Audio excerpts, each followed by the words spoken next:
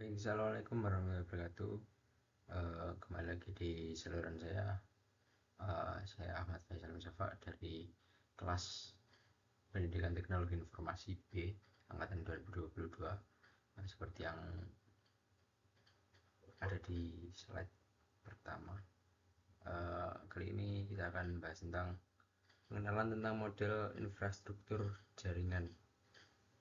Jadi model infrastruktur jaringan merujuk pada organisasi, koneksi, dan distribusi perangkat dalam jaringan komputer.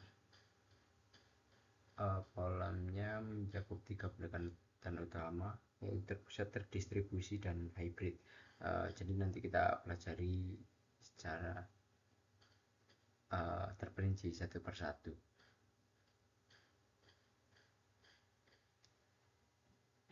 Baik.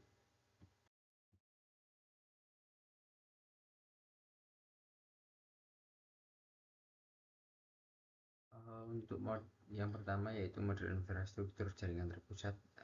Ya, itu model ini memiliki satu pusat utama di mana semua sumber daya dan keputusan jaringan diatur. Jadi seperti pada gambar berikut, seperti gambar ini. Jadi jaringan itu terpusat di sini, kemudian ya seperti itulah, saya kurang paham juga. Ini memungkinkan pengelolaan terpusat, efisiensi sumber daya, dan keamanan data yang kuat. Jadi kalau terpusat itu lebih menghemat, mungkin efisiensi sumber daya, kemudian keamanan data juga lebih kuat karena terpusat di satu tempat. Kemudian ada model infrastruktur jaringan terdistribusi. Model ini menyebar sumber daya dan keputusan melalui berbagai titik dalam jaringan. Hal ini memungkinkan kinerja yang lebih tinggi dan meminimalkan resiko dari kegagalan satu titik. Jadi terdistribusi, jadi struktur jaringannya itu bercabang seperti itu. Jadi ini adalah kelebihannya, yaitu skalabilitas, keamanan risiko yang kecil terhadap opportunity, kemudian manajemen terdistribusi. Kemudian kita lanjut ke hybrid. Sini infrastruktur hybrid, yaitu model ini memadukan elemen dari kedua model sebelumnya, yaitu terpusat dan distribusi tadi. Jadi ini mencakup upaya untuk maksimalkan kelebihan masing-masing model dan mengatasi kekurangannya. Jadi ibaratnya ini penyempurna lah dari dua model sebelumnya. Juga ada kelebihan dan kekurangan, nanti kita bahas di selanjutnya. Kembali lagi di model infrastruktur yang jaringan yang terpusat tadi, ada kelebihan dan kekurangannya. Sebentar.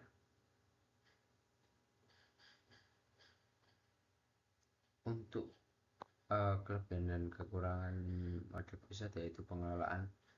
Kelebihannya itu ada manajemen yang efisien, pengelolaan yang lebih mudah, kontrol yang konsisten, kemudian seperti itu. Jadi manajemen efisien. Kemudian untuk kekurangan, di sini ada risiko tunggal, poin kegagalan. Jadi ketika ada yang gagal satu, maka semua akan gagal karena model ini terpusat, single atau biasa disebut single point of failure. Jadi poin tunggal kegagalan. Kemudian ada skalabilitas yang terbatas juga untuk model infrastruktur jaringan terpusat ini. Kemudian kelebihan dan kekurangan model infrastruktur jaringan terdistribusi. Yang pertama, di kelebihan yaitu manajemen terdistribusi atau redundansi dan toleransi terhadap kesalahan. Jadi itu lebih meredam kesalahan. Kemudian skalabilitas juga lebih baik. lebih mudah untuk di-upgrade seperti yang pada slide-slide sebelumnya. Kemudian di kekurangan di sini ada kompleksitas, skalabilitas, dan keamanan. Jadi skalabilitas atau upgrade-nya itu sangat kompleks. Jadi memang dapat diunggulkan untuk kelebihan skalabilitas, tapi di sisi lain skalabilitas itu sangat kompleks sehingga terkadang hal ini membuat hambatan untuk skalabilitasnya dan keamanan juga. Itu tadi pengelolaan yang kompleks, kemudian konsistensi kontrol mungkin agak sulit ya di jaringan yang terdistribusi karena diseluruhkan di apa namanya server lain, server gitu, jadi tidak terpusat seperti yang tadi. Jadi mungkin itu kekurangannya ya. Kemudian di hybrid, kelebihan di sini ada fleksibilitas dan keamanan yang diimbangi.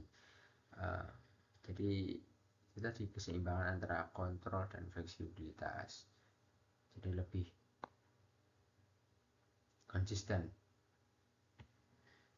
antara kontrol dan skalabilitas dan redundansinya lebih konsisten juga. Kemudian di kekurangan di sini ada kompleksitas manajemen, jadi kompleksitasnya dan biaya implementasi mungkin lebih tinggi dari kedua model tadi yang terpusat dan model hybrid. Maaf, model terpusat dan model terdistribusi. Jadi mungkin biayanya lebih tinggi. Kemudian contoh implementasi model infrastruktur jaringan terpusat, yaitu bank data pusat dan pusat kontrol sistem transportasi itu adalah contoh model terpusat yang efektif. Ini bank data pusat yaitu pusat manajemen dan penyimpanan data perusahaan, jadi pusat database atau bank data ya, bank server besar.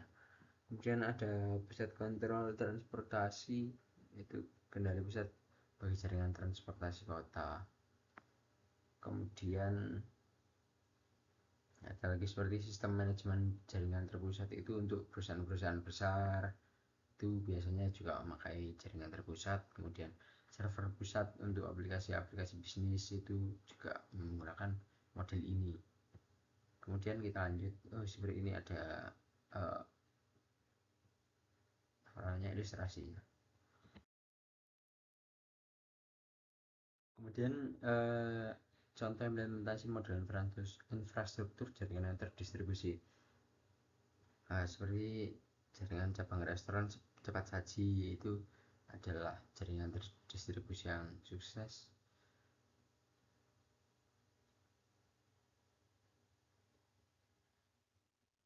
Mohon maaf, ini mungkin salah saya masukkannya. Jadi ini pemisalan seperti analogi, itu adalah analogi yang sama mungkin, karena jaringan kita analogikan dengan restoran, yaitu distribusi 100 cabang restoran di seluruh kota atau seluruh provinsi. Jadi itu masakan-masakannya terdistribusi ke berbagai daerah seperti itu. Kemudian penggalangan dana juga analoginya seperti itu.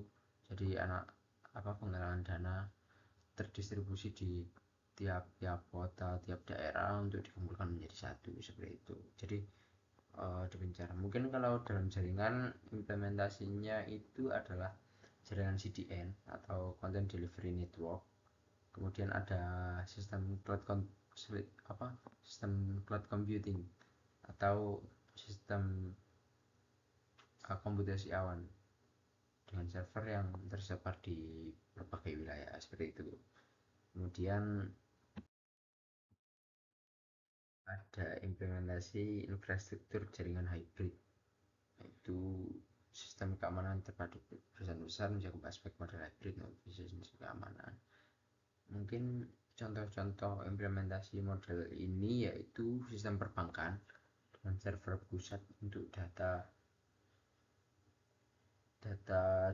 yang sensitif dan server yang terdistribusi untuk keperluan umum. Jadi seperti itu yang hybrid. Kemudian ada juga cloud hybrid yang menggabungkan cloud publik dan private.